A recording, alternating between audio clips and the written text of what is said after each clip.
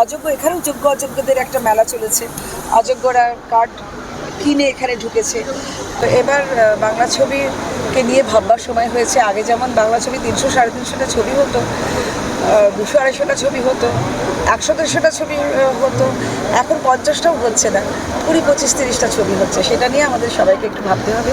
আমরা ভাবনা শুরু করে দিয়েছি।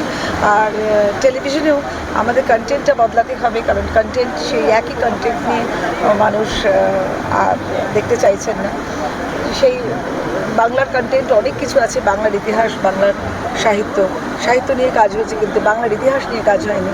আমাদের বাংলার মর্যাদা, আমাদের বাংলার বীরত্ব, এইসব যেগুলো আমাদের মাধ্যমিকে পড়ানো হয় না, হায়ার সেকেন্ডারিতেও পড়ানো হয় না, সেগুলো নিয়ে যদি এখন আমরা নতুন করে কন্টেন্ট তৈরি করি, মাচ বেটার, বাংলা নিয়ে একটু সরগরম হবে, এটাই আমরা চাই। পাপিয়াদি, অনেক আর্টিস্টরাই এসে বলছেন যে তারা 2 বছর 2.5 বছর বাদে এখানে নমিনেশন পাচ্ছেন, সেটাই অনেক বড় ব্যাপার তাদের কাছে।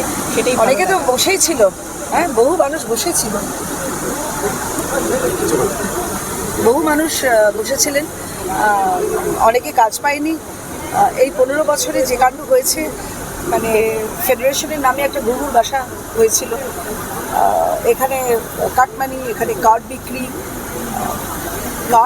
হয়। এটা তো মানে আমাদের কাছে বাংলা এটা একটা নতুন একটা ব্যাপার, যে 1 লাখ 1.5 লাখ টাকায় কার্ড বিক্রি হচ্ছে, সে কাজ করবে। অযোগ্য, এখানেও যোগ্য অযোগ্যদের একটা মেলা চলেছে।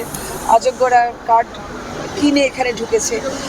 তো সেইগুলো এখন একটু বন্ধ করা গেছে, এবং নতুনভাবে আবার Bangla serial, Bangla television, Bangla cinema নতুন করে হই হই করুক, সরগরম হোক, এটাই আমরা সবাই চাই।